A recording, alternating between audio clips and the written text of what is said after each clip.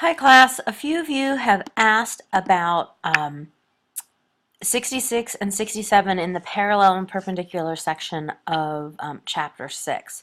So I'm going to go over these two questions for you. What you need to realize is lines with parallel, two lines that are parallel are going to have the same slope. Two lines that are perpendicular are going to have negative reciprocals of one another. And if they don't follow either one of those patterns, it's going to be neither. Chances are they're going to intersect. So, since we're given two equations here in standard form, okay, we're given them in standard form, we need to figure out the slopes of these equations. And as we know, we cannot just look at an equation in standard form and say, oh, the slope is this. So, we need to rearrange the equation. So, I'm going to start rearranging this first one here by subtracting ax from both sides. That will leave me with the negative by on the left equals negative ax plus 5.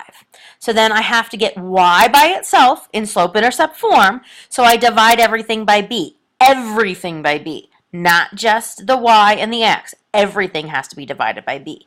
So I'm left with y equals a over b x minus 5 over b. So I can see here my slope is a over b. I'm then going to do the same thing with the second equation. And I start out with, over here, negative ax plus by equals 2. So in this case, I'm going to add ax to both sides, and I'm left with by equals ax plus 2.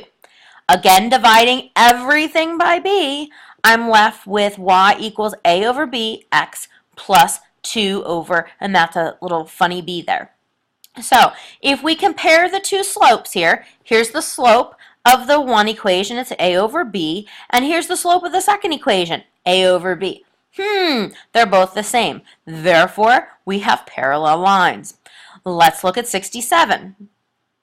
67, we have ax plus by equals 8. So I subtract ax from both sides, and I'm left with by equals negative ax plus 8. If I divide everything by b, I'm left with negative a over b x plus 8 over b. That's my one equation rearranged. Notice my slope here is negative a over b. With the second one, I start out here and I have to subtract bx from both sides. You want to be very, very careful with your signs.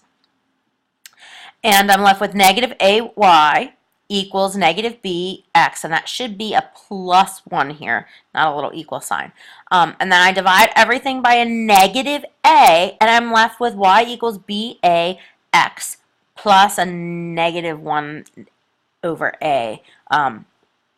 In both of these situations, the y-intercept really isn't important, but I want you to understand you still have to divide everything by the b in these problems. So if we compare our slope, I have negative a over b, and then I have b over a. Well, guess what? Those are negative reciprocals of one another. Therefore, they will be perpendicular. Hope this helps. I'll see you in class on Monday.